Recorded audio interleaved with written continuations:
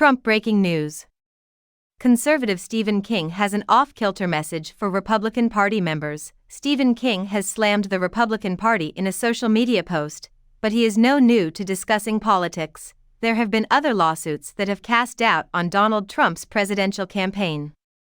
But the one that made its way to the Supreme Court this week was thought to be the best legal challenge to his hopes for 2024. Trump claims the accusations are an attempt to derail his lead in the Republican primary and denies any wrongdoing. To determine Trump's eligibility to run for president, the United States Supreme Court faced an extraordinary election case on Thursday. After being removed from the state primary ballot in December by Colorado's highest court, the Republicans' legal team is now attempting to overturn the decision. The decision was based on the idea that the insurrection clause of the Constitution prevents Trump from running for president again.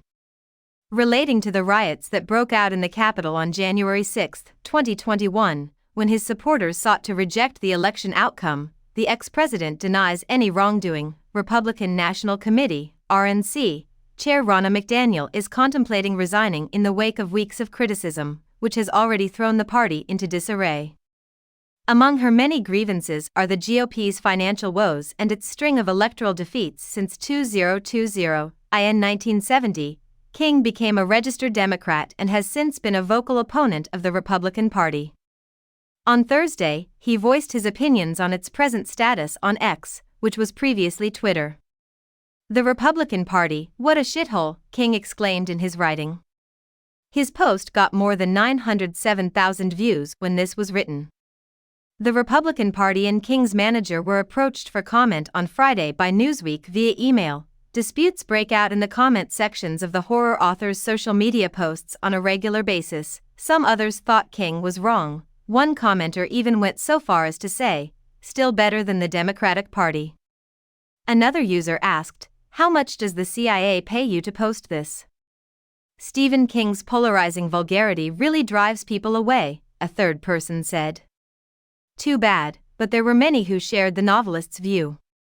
One ex-user commented, "That's putting it politely, my good man." "They continue to whirl towards single-cell amoebas," someone else complimented. "The first thing Stephen King has ever posted that I agree with," someone other commented. Even some Republicans are beginning to defect. So King isn't the only one who has spoken out against the party recently. Even though leader Trump was not on the ballot in Nevada, former UN Ambassador Nikki Haley criticized the Republican Party as disorganized after her loss in the primary. Associated Press forecasts put Haley's loss to none of these candidates at more than 30 points, despite the fact that she was the only viable contender on the ballot. Haley received 31% of the vote on Tuesday night.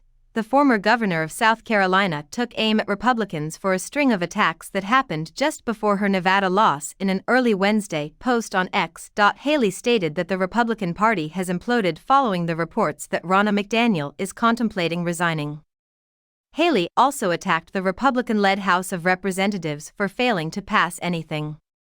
The Republican-led campaign to remove Alejandro Mayorkas as Secretary of Homeland Security due to the southern border crisis had failed just hours before the Nevada contest was called. Republicans persist in their current course of action, and the outcome is consistently disorder, Haley penned in the X post. "That's really insane." The RNC tanked this week. The Republican-controlled House is unable to establish any legislation. Trump staged another tantrum and lost yet another court decision. Supporting Trump will only lead to more anarchy. Senator Josh Hawley, Republican Missouri, is another dissatisfied party member.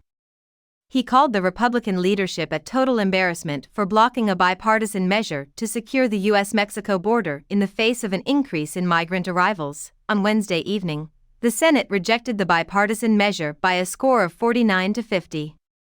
The measure would have distributed monies to U.S. allies like Israel, Taiwan, and Ukraine. With 4 Republicans in favor and 5 Democrats against, the vote was mostly along party lines. Nevertheless, the outcome also cast doubt on Congress's ability to address immigration reform and border security in light of the issue's partisan split.